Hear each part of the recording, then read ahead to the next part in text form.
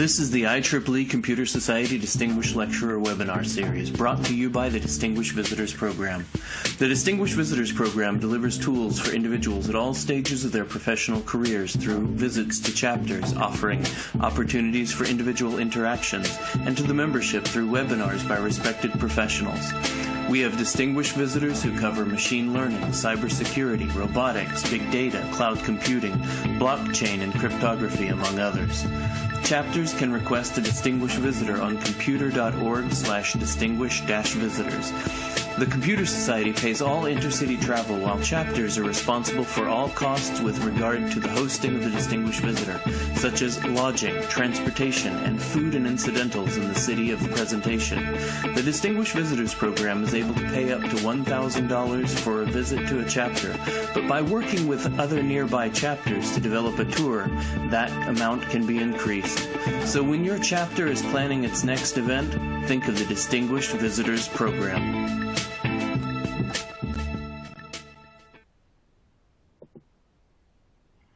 Hello and welcome to our Distinguished Lecturer Webinar Series. My name is Scott Levine and I am the Membership Manager here at the IEEE Computer Society. I have to take care of some housekeeping items before we get started. You can ask your questions in the Q&A panel you see on your screen. Dr. Yu-Hong Liu will answer as many questions as she can following the presentation. When submitting your questions, if it relates to a particular slide, please do your best to reference that slide.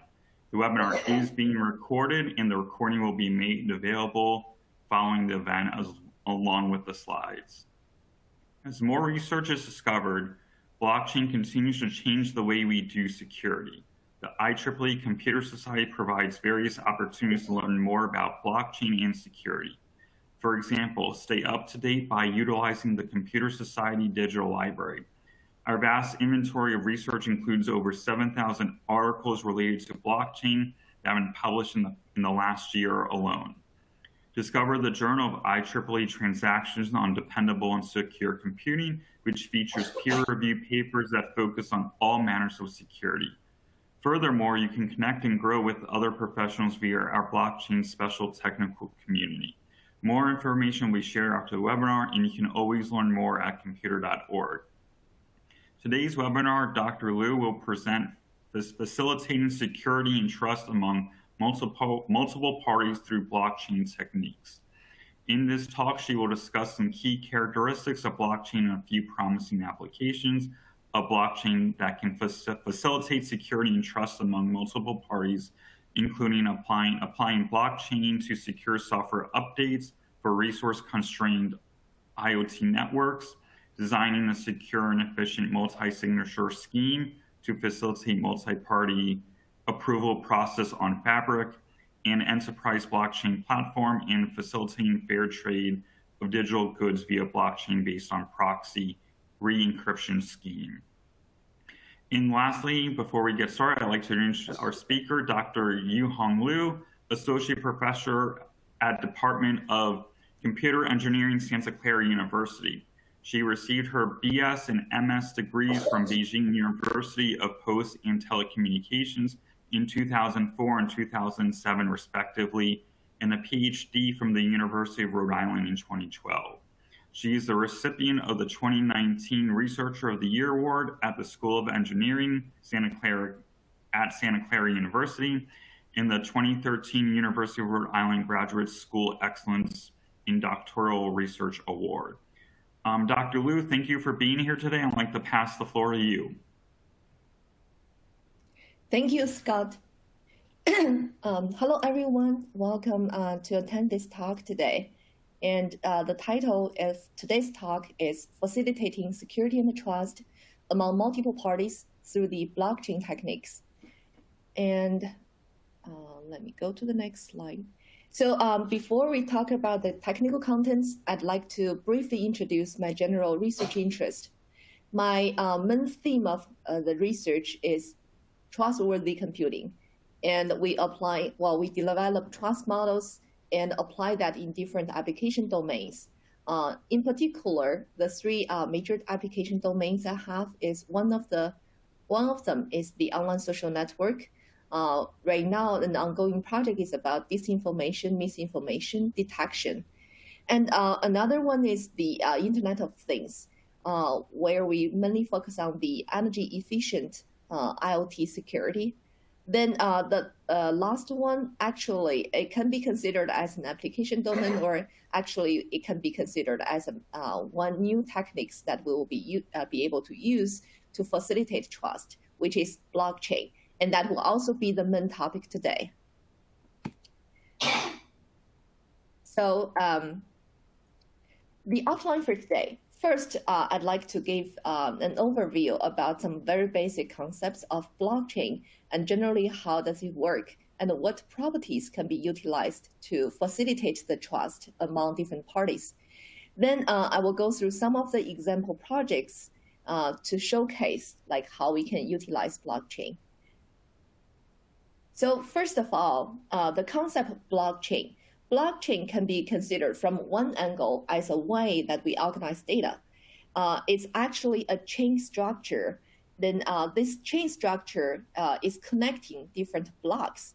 Then each block actually contains a series of transactions. So particularly, all those structures are organized by utilizing some crypto techniques. For example, the chain structure is actually constructed based on the cryptographic hash value.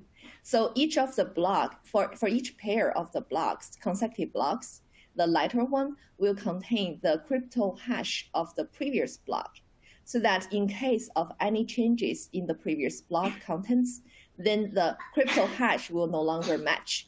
Then we will be able to identify the differences. And then within each block, we have a series of transactions as marked in in red here. And those transactions will be ordered in a certain way, so that in case, this actually will be ordered in a Merkle tree structure, so that any of the contents in any of the transactions has been changed, or the order of those transactions being changed, it can all be reflected. Then we are able to see the difference. So because of this way of organizing the data, blockchain provide a very nice property called non-repudiation. So in case of any transactions has been changed, we'll be able to detect. But if this data organization only happens in one central server, once the server has been manipulated, then still we cannot ensure the security. So then blockchain actually has a unique property. It is also hosted by a distributed network, or you can consider as a peer-to-peer network underneath. So in this way, we have multiple machines in the distributed network. Each of the machine, they host one entire copy of the blockchain. So in this case, even if one or a few of the machines have been manipulated or compromised, the entire network can still remain the true copy of the blockchain, so that still we can provide the non-repudiation property, so that which is very nice. But because the copy of the blockchain is stored in multiple machines, then how can we actually have all the copies consistent? That actually relies on the data consensus mechanism. So there are many different consensus mechanisms being used by today's blockchain. For example, the most well-known one is POW, proof of work, which has been adopted by Bitcoin. But of course, there are some shortcomings of POW. So later on, people propose other ideas, such as POS, proof of stake, and even proof of trust, or some other different types of consensus mechanism. The goal is to maintain that the data stored in a distributed network can always be consistent. So that's a rough idea. Then let's see.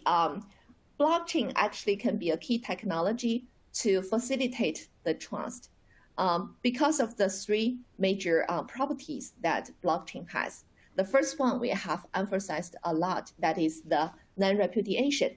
So once the data or the transaction has been recorded on chain, and it will be very difficult to manipulate that. Then another one is the decentralization. As we mentioned, it's in a distributed network, and each node actually, a full node of the blockchain will have the entire record of the blockchain. So because of that, it provides this open validation.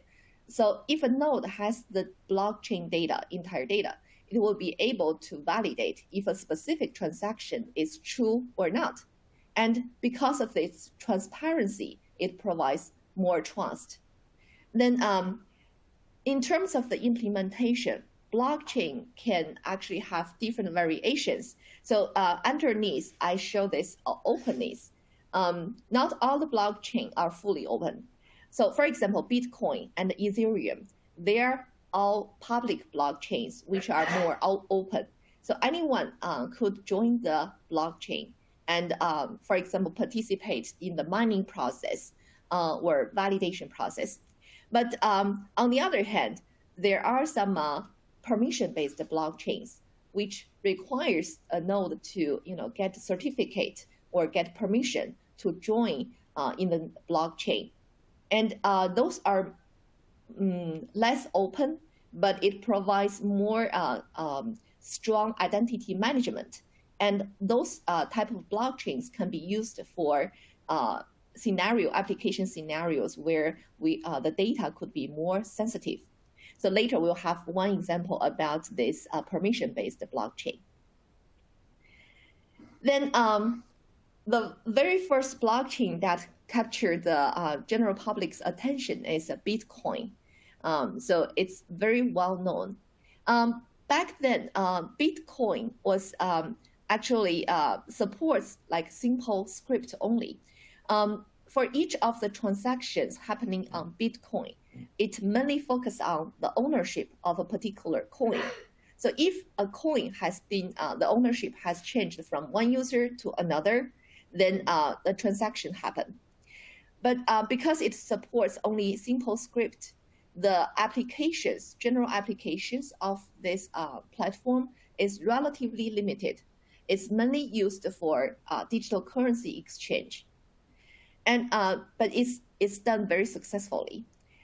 Then later on, actually, Ethereum was able to generalize the blockchain system by considering the entire blockchain as a state machine. So actually, on the blockchain, there are different addresses, and which can be considered as account. Then each account can have multiple parameters to represent or describe the state of that particular account. Then we call this parameters overall as an account state. Then for all the accounts exist in the blockchain system, we can consider, and also their states, altogether we can consider this as a world state. Then a transaction concept can be changed. Previously, it focused on the coin's ownership, but now it focuses on each account. So a transaction happens if the world state before the transaction has changed to a different state after the transaction. And because of this concept changed, it actually it's more like the computer nowadays. So it allows us to build more general applications on top of the blockchain. And more importantly, it introduced the concept of smart contract, which is basically a piece of software which can be run automatically. And it can be published on the blockchain so that everyone can validate the correctness of the software. But also, once it started to run, no one can actually really control where it goes. So because of this benefit, it can be trusted by different parties. And because of these, the generalization, the blockchain later on is able to be to serve as a basically computing infrastructure to facilitate much more diverse applications. For example, like DeFi for sure, decentralized finance. But other than that, for example, like blockchain-based games or NFT today, and DAO, which stands for the Decentralized Autonomous Organization. So there are many more applications ongoing. Those are the most well-known ones in reality, actually. Then this is the application domain. Actually, in the research domain, researchers are also trying to utilize this technology to facilitate the security trust in other application domains, such as the Internet of Things, supply chain, healthcare, autonomous vehicle networks, transactive energy trading, e-commerce, e-voting, etc. And there are more to come. So in today's talk, we will go through some of the application domains. The first one is actually the financial domain. One of the important application domain is for blockchain is to provide financial services. And nowadays, actually, many banks are already started to adopt the concept, and they pay close attention to the blockchain techniques available. And for example, many of the banks, they coordinate to actually form this finance blockchain consortia. And big banks like JP Morgan, HSBC, they're all getting involved in those efforts. One of the specific domain is the capital market, where you can see huge amount of money get involved.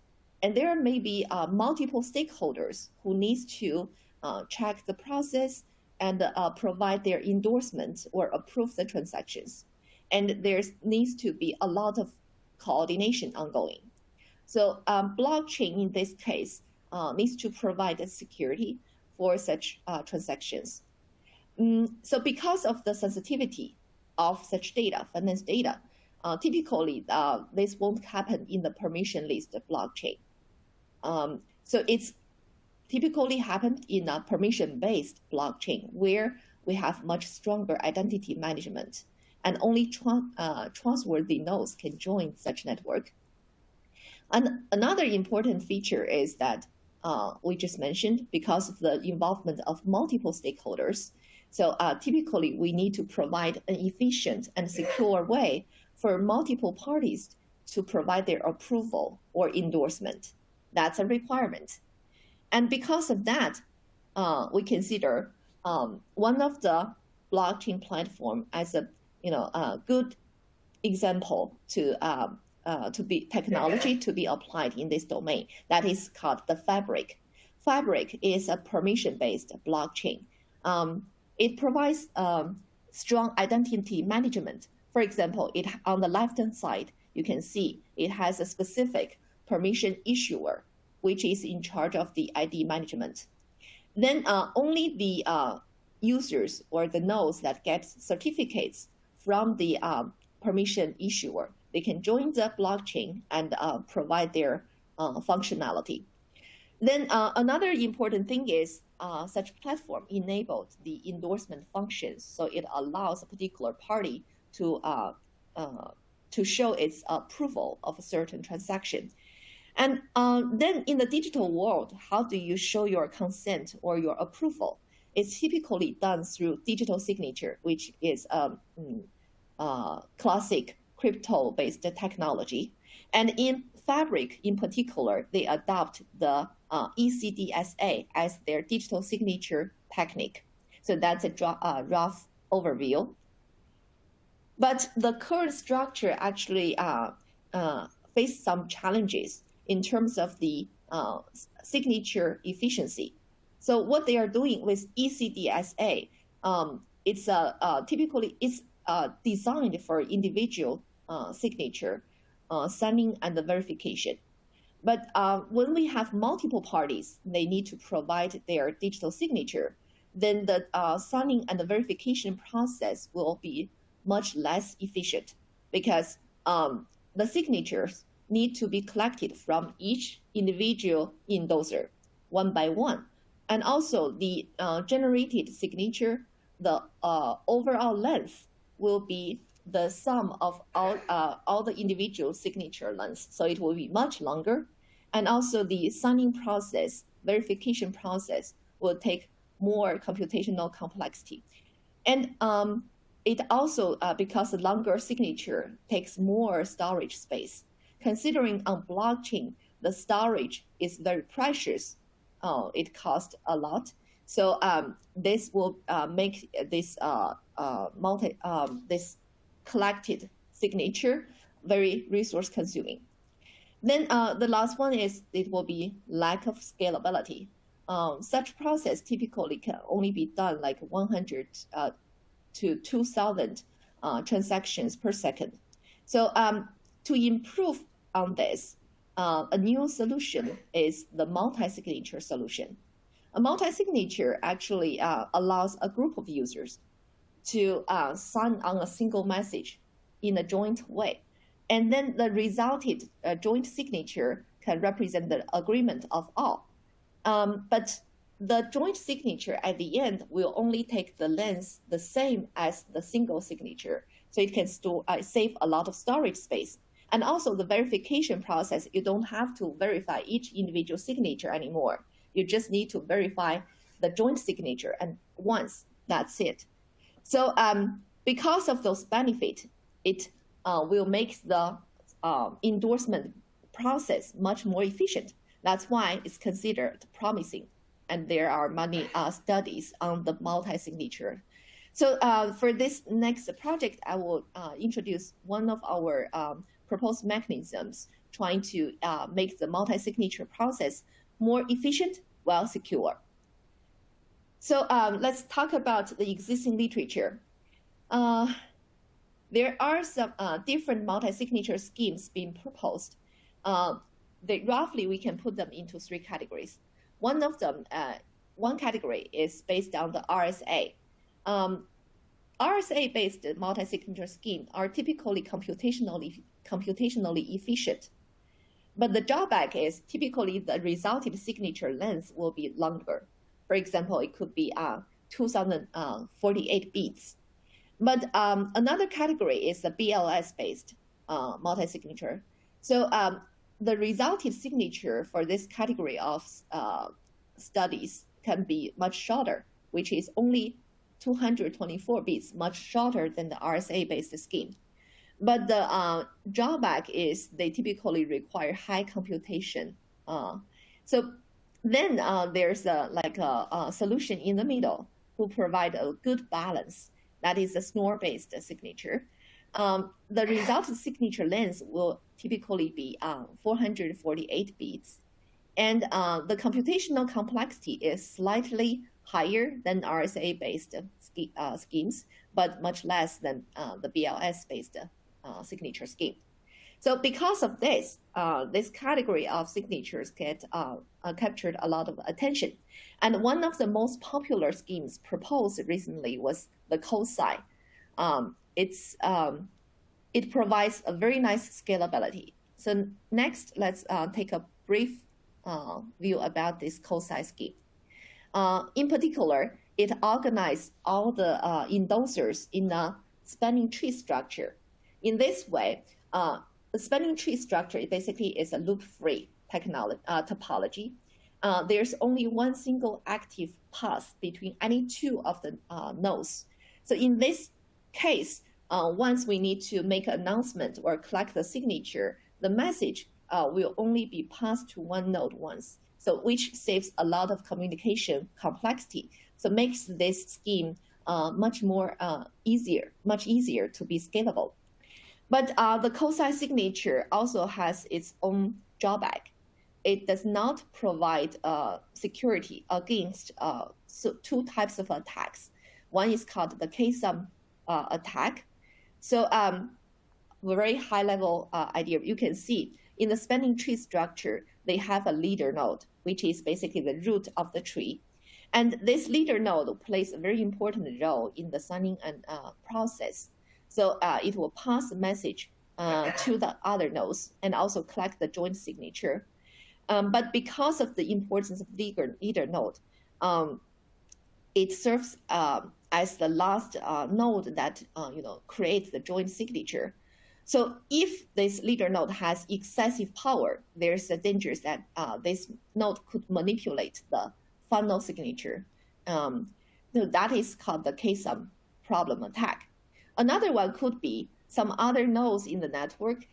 If they just arbitrarily claim a public key, which they don't own the private key, then they will be able to launch this so-called row key attack, and they can basically generate a fake signature easily.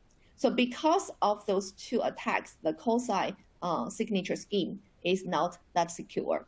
So in this work, we try to propose a new scheme that can address the security problem of COSI, but also make it efficient. So in general, we propose two schemes. One scheme is called the Gamma multi-signature scheme, GMS. Then we further provide some, improvement to make it more efficient.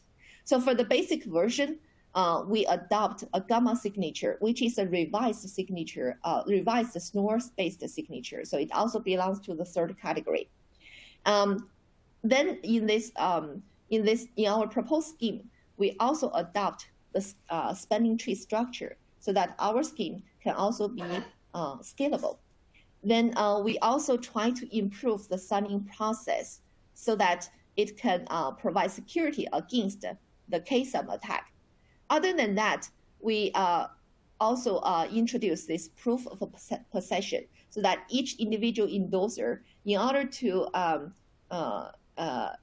for them to claim that they have a certain public key, they have to also provide the proof of possession to show that they really possess the corresponding secret key, so that we can avoid the row key attack. So that's the general contribution of this work. Then furthermore, we found in this whole signing process, we actually can split that into two parts. One is called the online part. The other is the offline part. Online part means we have to do it when the specific message that needs to be endorsed comes in. This part can only be done when the message is ready. But we also have another part called the offline part, which can be pre-computed before the message comes. So if we do the offline part ahead of time, then we can save the process time and make the program more efficient. So that's what we propose for the second part. In terms of proof of possession, let's take a rough look. The regular key, private key and public key pair generation require a generation algorithm G1. And then the relationship between the secret key and the public key is like this. But in order to introduce the proof of possession, we actually have an additional part called pi that is included in the public key part. So beyond the original one, which is now represented by Y, you can see Y and SK, the secret key, still follow the original relationship. But then the pi part is so-called the proof of possession, is constructed based on the other two values. And those two values have to form a certain relationship to show that the user actually do possess the the secret key, SK here. So this R here is a random value that can be generated by the user. And this value can be changed from time to time. But because of this R, in the introduction of this R, so we can generate A and D. You can see both of them rely on the R. And the D part also rely on the Y, which requires the user to know the SK knowledge. So because of this, once we construct the pi, that shows if the pi actually can pass this key verification process, we can show that the user, well, without knowing the secret key, we can make sure that the user do have the secret key. So this is another probably like a more well-known term to represent this is called the zero knowledge proof. This is one specific format of the ZKP. So let's now take a look of the signing process. As we mentioned, we organize all the endorsers in a spanning tree structure, and there is a leader node. So on the left-hand side, we show the three example parties involved. The parent PI could be any of the node that has, a child node later on. Well, this parent PI could also eventually just be the leader node, who is the parent of the top level other senders. Then the parent node will actually send a message to its children. We call the sender here. And then this one will pass it to the grandchild. So in this process, it's a layer by layer passed down. And then let's see the process. First phase, the leader node send out the message, which needs to be approved by all parties. And this is called the announcement process. Then the second phase, each of the sender want to make a commitment saying that they are willing to sign on this message. And this is a bottom-up process. Then the third phase, the leader node will send out a challenge and send it to all the nodes. Then in the last step, each of the sender will actually, based on the challenge and also based on the message they receive, they will sign the message. At the end, it will generate a joint signature S. And together with the challenge, this will be the final signature, joint signature. That's a whole process. So you can see it's a two-round interaction process. And because of the spanning tree structure, this process can be much more efficient. But actually, if we take a closer look, phase 1 announcement relies on the message. And phase 4, because each senders have to provide their signature based on the message itself. So those two phases really rely on the message itself. But phase 2 and phase 3, they do not have to rely on the message at all. So because of this, we consider, can we do the phase 2 and phase 3 beforehand, before the message actually comes? Then we could get ready. When the message comes, this so-called phase 1 and phase 4, the online part can be processed much more faster.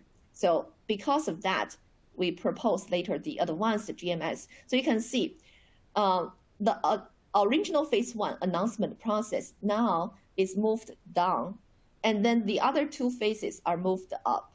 So because of this, we are able to make the signing process more efficient. So that's the general idea of this proposed scheme. And we did some performance analysis, and here we just want to show part of the results. And we know the leader node have to carry a lot of computation. So the computation complexity or the running time on the leader node is really important parameter performance evaluation. So because of that, we do a comparison. For our proposed scheme, especially the in the online signing phase, we do a running time analysis. And the blue bar represents our scheme. The orange bar represents the co-sign signing process. So you can see our scheme takes much less time. And then we apply that on the fabric. So on fabric, originally they have the endorsers like in this also. So then we have the client who wants to send a message so that it can collect the signatures from the endorsers. Then we also have the orders who later will post this transaction to the blockchain ledger, the fabric ledger. And then the verification nodes will finalize, will verify if the signatures are true. And if yes, it will post it on blockchain. So that's a rough process. And you can see there is a CA in the middle. That's called, the short term for certificate authority. It provides certificate for each parties get involved so that we have the ID management. Then we actually, after adopting our proposed scheme in this platform, the whole process roughly changed. Originally, we have the indosers. They provide this offline computation where they pre-compute all the parameters, the partial commitment to the client. And then the client basically pass the message that needs to be approved at the endoser. So it sent the message to the endoser. And then the step 3 will be the endoser within this network. They collect the signature. So that's a signing process. And after that, the joint signature will be returned to the client. Then the client will carry that joint signature and send it to the order, and the order will send that order nodes, and the order nodes will send that to the verification node. Once the verification process is done successfully, it will be posted on the ledger. So basically, our major changes on Fabric happens on the left-hand side between the endoser and the client. That's roughly the process. And then we also did some performance evaluation. You can see the orange bar here represents the online signing process on Fabric. And it's much shorter. The blue bar represents the default signing process. And the yellow one represents the whole signing process, including both the offline and the online signing process. So you can see with even the yellow one, we are still more efficient. And with the orange one, which mainly focuses on online part, we are much faster. So that's this work. And then this is showing that how can we actually improve the multi-signature process to make the blockchain endorsement involves multiple parties to be more efficient. Then next one, we will talk about another application. We apply blockchain in some other applications to make that domain more secure. So this is the IoT domain. We know that recent years, IoT has been so popular, and it has been applied in different scenarios, like smart home. We have Google Home, Amazon Echo, and web cameras, Nest camera, etc. And we also have smart transportation, like the traffic signs. They can be equipped with IoT sensors. Or we can also have the smart community, like smart manufacture and smart healthcare. Basically, everything smart nowadays are enabled, or most of them are enabled by the IoT. Because of the broad application, the number of IoT devices also experience an exponential growth from the 15 billion in year 2015 to the projected number like 64 billion in 2026. So you can see how fast the number of devices are growing. However, one problem is most of the scenarios, the IoT devices are relatively low power, low resource. So they are resource constrained devices. And because of that, they may not be equipped with the state-of-the-art security solutions. And this made them particularly vulnerable and become the target of the attacks. Back to 2016, there was a very famous worldwide attack. It's called the Mirai botnet attack. The attacker successfully compromised millions of web cameras because most of them are using the default username password. And then they used those IoT devices to launch a DDoS attack against the servers. And it caused thousands of millions lost. Then another example is the 2017, there was a university vending machine. So they also make it smart by enabling the IoT function. Then the attacker can easily hack into the vending machine. And just because of this simple attack, they caused the 5,000 computer systems on campus inaccessible. So you can see the attacker just spend a limited effort. They can cause a lot of large impact damage on the system or network. So then that means we do have to frequently update and provide a secure patch to those IoT devices. And of course, the solution is not only through this way. There are other ways people are making effort, but we consider at least this could be one of the solutions. Then how can we provide secure software updates to those IoT devices? Let's look at the state of the art. Well, currently, most of the software update follows still the client server model. Then the server may cause like a single point failure. If it is compromised by attacker, then the system may be broken.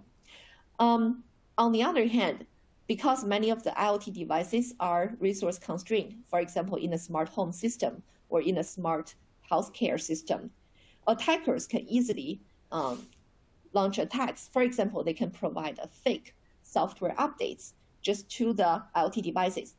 With limited resource, those devices may not be able to provide sufficient authentication. So they may just consider that whatever they received is true and just install them. And then it may actually leave like back doors to the attacker so that they can later easily manipulate those devices. So this, of course, is not secure. And what we propose to solve the solution, to solve the problem, is we introduce a blockchain-based secure software update platform. And in particular, we introduce a blockchain in the middle between the manufacturer and the IoT devices, so that the blockchain, first of all, provide a decentralized platform for the distribution of the software updates. And we are no longer facing the single point failure issue.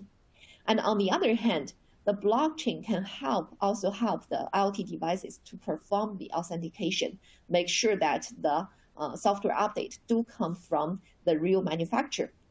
And another benefit is all the transactions on the blockchain could be recorded, so that in case of anything wrong, we can have an auditing record. We can always go back and check who was the malicious party.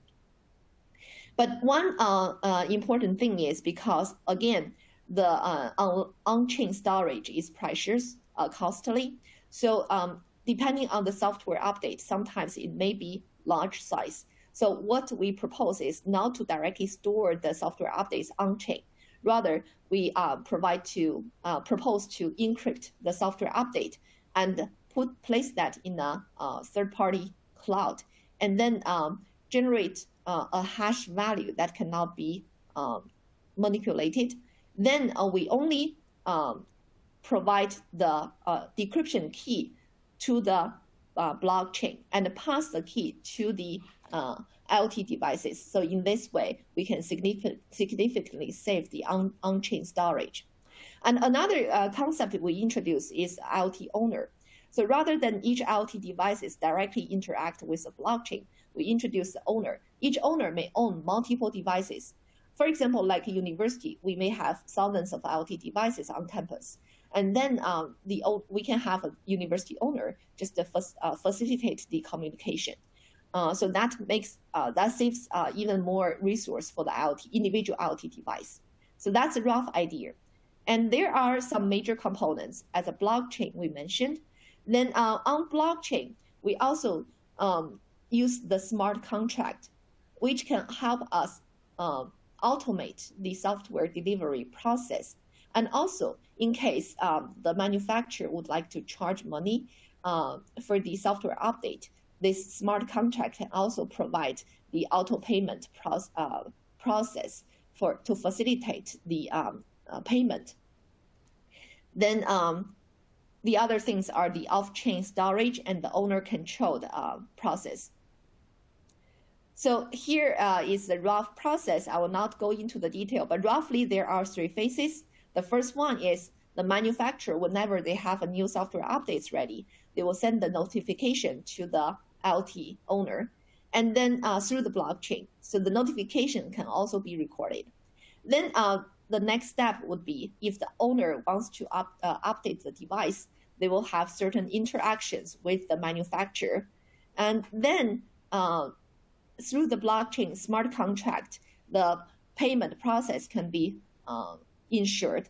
And then at the end, the IoT owner will get the key to decrypt the software, and then eventually push the key to each individual IoT device so that the device can update the software in a secured way. So roughly that's the process. And then we have some evaluation about the performance regarding how costly our whole proposed scheme is.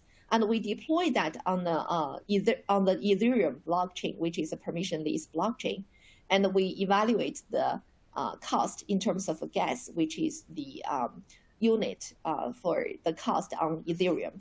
And you can see now we have analyzed the notification cost, the signature delivery cost, and the message update cost. So you can see most of them are not significant. So that shows our scheme can be less expensive. Then we also compare our proposed scheme with other existing software updates. And we can provide the integrity of the software updates. So the software itself won't be manipulated. And we provide the off-chain storage to make it less expensive. And with our framework, the IoT devices, they really need very minimum computation complexity. And we also introduce smart contract. So the whole process can be automated and also transparent. No one can manipulate. And we also introduce the IoT owner to facilitate the process. So that's this work. Then in this work, we have a basic assumption that the manufacturer will not cheat. Basically, if they provide the software update, it is for sure the correct version, and also the key that they deliver through the smart contract will be able to decrypt the software update. But in a more general scenario, the remaining issue is the manufacturer or the seller side may not be trusted. They may also be dishonest. So in the more general case, if there are two parties who are strangers to each other, they don't have trust at all. And how can we ensure that a fair trade can happen between those two parties? So that's the third work. Then I will just, because of the time issue, go through this project in a very high-level way. So we first define what is a fair trading. Fair trading means the two parties that participate in the trade, the buyer and the seller, they either get both get what they want, or neither of the parties can get anything. Then it makes sense in a reality when we have, for example, a real product to buy. For example, if we want to buy a camera, then the buyers pay the money. But if they are not satisfied with the camera, they can still return it and get their money back.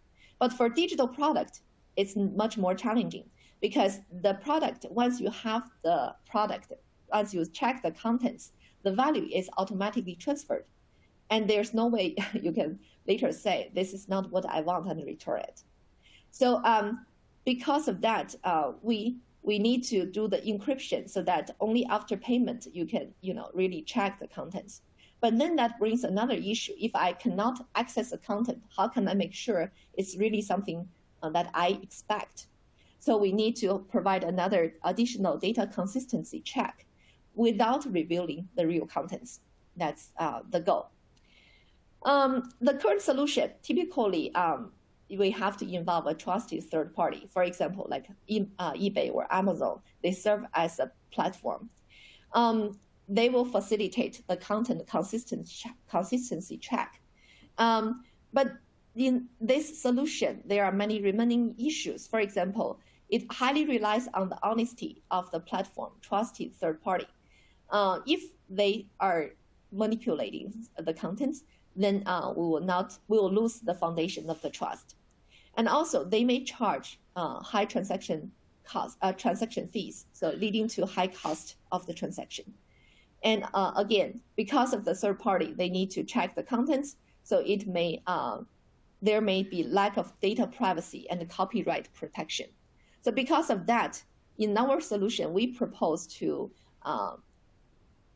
have a proxy-based re-encryption technique in place so that we can ensure the data privacy and the unpaid party cannot access the contents. But at the same time, we are able to verify the data consistency without decrypting it. Then eventually, we will have a smart contract involved that can facilitate the process. But because smart contract is transparent, so we can actually build up the trust foundation. So roughly, that's what we have. And let's take a look. So the traditional or the classic proxy-based re-encryption works like this way. We have two parties involved. Typically, they call the delegator and delegatee. But in our scenario, we just call them seller and the buyer. So in this case, the seller has an encrypted contents he or she wants to pass to the buyer. And then he or she may need to encrypt the contents so that no third party can learn the contents. But then this encrypted contents, the ciphertext, needs to be passed to the buyer so the buyer can use his or her own secret key to decrypt the contents, which is the challenging part. So the proxy-based re-encryption mechanism provide a solution. By introducing a proxy, we can actually have the proxy re-encrypt the ciphertext into a second version of the ciphertext, which can be decrypted later on by the buyer. So that's the proxy. And the typical solution, existing solution, they are active solution. Basically means the delegator is the one initiate, or the seller is the one initiate the whole process. But in our trading scenario, this is not true because how can the seller know who will buy the product? So it has to be initiated by the buyer side, so which is different. So we call it a passive solution, and which is needed. And another assumption they have in the classic algorithm is the seller side or the delegator side is honest, which is also not true in our scenario because that's the whole motivation. We consider the seller side cannot be trusted. So because of that, we actually have to revise the algorithm by introducing some additional steps. First, we have to have a request function designed, which allows the buyer to initiate the process. And once the seller receives the request, it needs to generate so-called the re-encryption key based on the request and send it to the proxy. Then how do we verify if the re-encryption key is correct? We have to have the third function that is called the verify re-encryption key.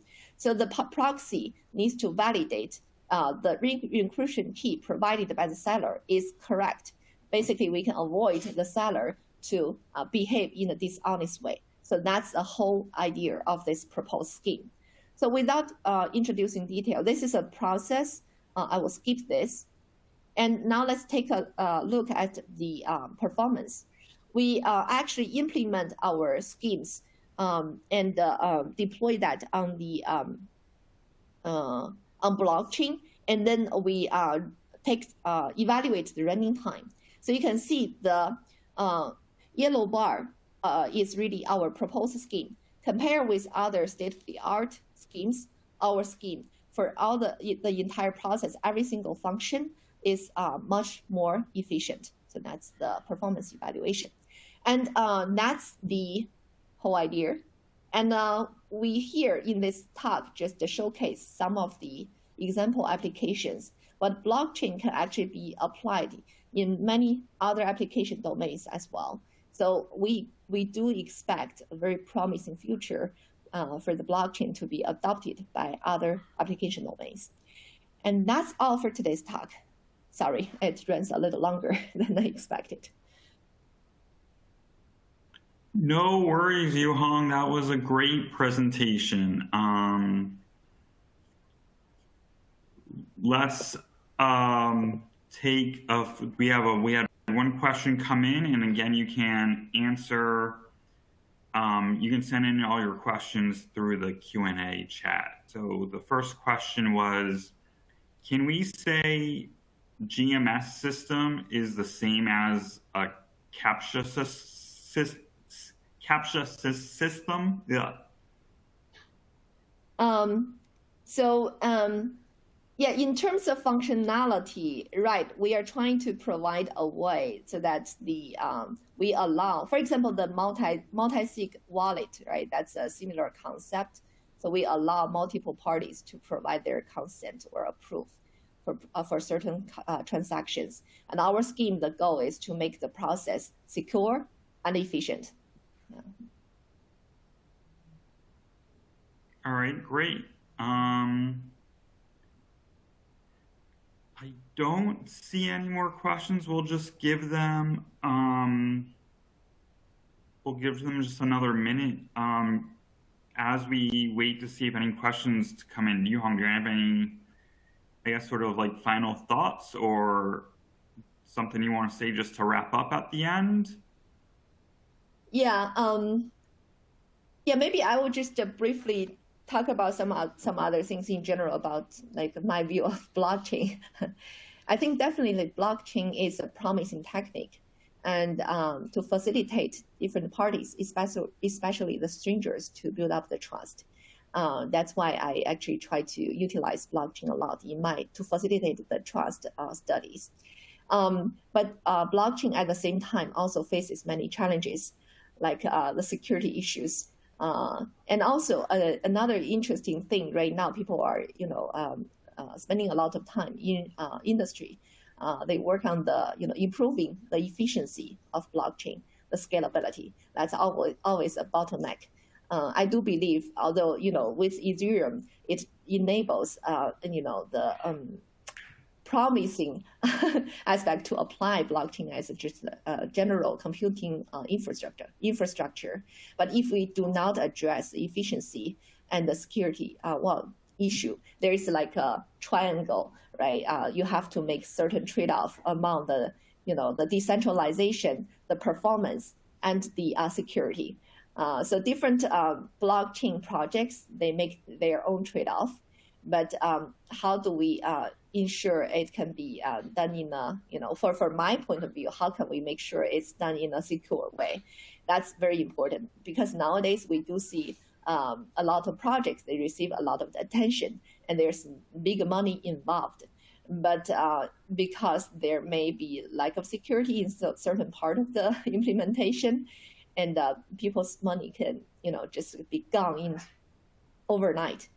So security is important.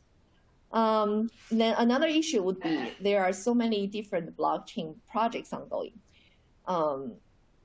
The interoperability of those blockchain platforms is another challenging issue people are facing in industry. Like how can we, people actually bring the idea about Web 3.0, considering blockchain could be a decentralized infrastructure to facilitate the Web 3.0. But if we do not address the interoperability issue, then the blockchains, they are still kind of isolated systems from each other. Then people may get stuck in one platform or several platforms and cannot really move their digital asset from one platform to another, especially in a secure way. So that will be the challenging issue that we need to address in the future. So that's my general my view about the blockchain. Yeah, there's a lot in there, and you definitely hear a lot of stories and news about someone's crypto wallet disappearing overnight and really no way to get it back. So yeah, it's definitely something to be watching and see where it goes. So with that, Yuhong, thank you for being here today. I would like to thank everyone else for attending and participating in the webinar. Just a quick programming note. We have 3 additional webinars coming up in November. On the 1st, from our Standards Activities Board series, there'll be a webinar on DevOps.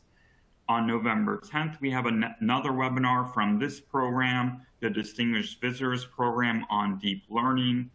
And from our Build Your Career webinar series, we'll have a webinar on how to manage up on November 15th.